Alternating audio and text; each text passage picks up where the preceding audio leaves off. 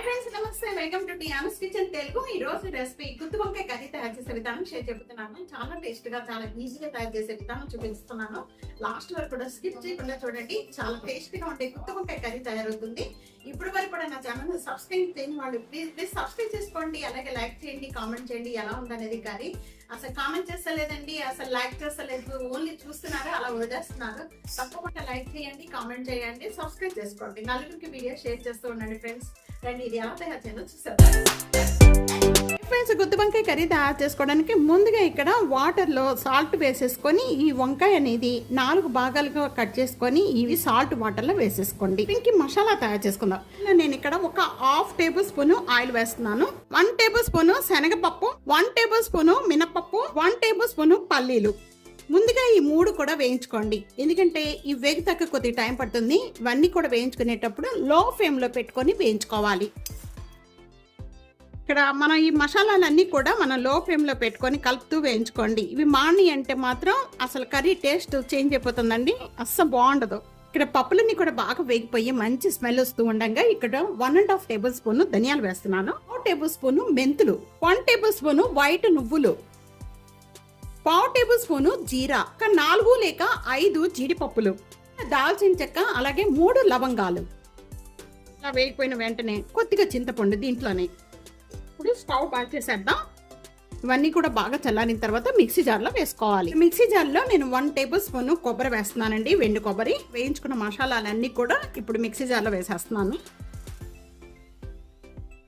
ఒక 1/2 table spoon పసుపు, taste సరిపడా సాల్ట్, 2 టేబుల్ స్పూన్ కారం, ఇవన్నీ కూడా దీంతో పాటు యాడ్ చేసేసుకుందాం. ఇంకా మిక్సీ పట్టుకొని కొద్దిగా ఆ తర్వాత వాటర్ యాడ్ చేసుకోండి. మిక్సీ పట్టుకునే మసాలా అంతా కూడా రెడీ అయిపోయింది. ఈ మసాలా అంతా కూడా చూస్తున్నారు కదా, మనం వాటర్ పోసేసుకొని ఈ విధంగా మసాలా అంతా కూడా తయారు చేసుకోవాలండి. ఇలా తయారు చేసుకున్న మసాలా అంతా కూడా మనం 4 సైడ్స్గా కట్ చేసుకున్న ఈ వంకాయల్లో మసాలా అంతా కూడా ఈ విధంగా చేసి పెట్టేసుకోండి. మిక్సీ జార్ పట్టుకునే మసాలా అంతా కూడా ఈ వంకాయల్లో మొత్తం కూడా స్టఫింగ్ చేసి ఈ విధంగా సైడ్ పెట్టేసుకోండి. అన్ని వంకాయలు ఈ విధంగా పెట్టుకోవాలి.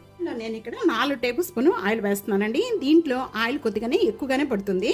కాయిపోయిన వెంటనే కూడా 1/2 టేబుల్ స్పూన్ జీరా వేసాను, అలాగే కొద్దిగా కరివేపాకు, 3 పచ్చిమిర్చి ఇలాగ మధ్యలో కట్ చేసుకొని వేసుకోండి, చాలా టేస్ట్గా ఉంటుంది. ఒక ఉల్లిపాయ, చిన్న అల్లం వెల్లుల్లిపాయ పేస్ట్ 1 టేబుల్ స్పూన్. మీకు కావాలి అనుకుంటే కుక్కర్లో కూడా పెట్టుకోవచ్చు అండి. కుక్కర్లో అయితే ఒక్క విజిల్కే అసలుకి మొత్తం కూడా వంకాయ అంతా మెత్తపడిపోయి చక్కగా అయిపోతుంది. అది కూడా ఒకసారి చూపిస్తాను నేను.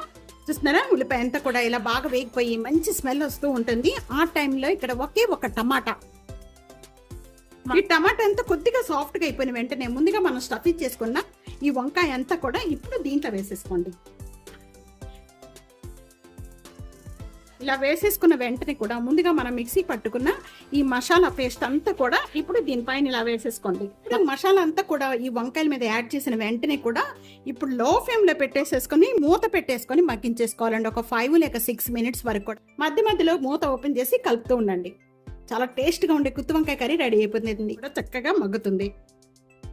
ఇలాగా మినిట్స్ అయిపోయిన వెంటనే ఇప్పుడు మూత ఓపెన్ చేద్దామండి. చూస్తున్నారు కదా, చక్కగా మగ్గిపోయింది. ఇంకా మనం మసాలాలు వేసుకునేటప్పుడే కొద్దిగా వాటర్ యాడ్ చేసేసి నేను అలాగే మగ్గించేసాను. ఇంకా మధ్యలో వాటర్ ఏమి యాడ్ చేయలేదు. మొత్తం ఈ ప్రాసెస్ అంతా కూడా లో ఫ్లేమ్లో పెట్టేసుకొని మగ్గించుకుంటే కింద అనేది మాడకుండా చక్కగా మగ్గిపోతాయండి వంకాయలు కూడా.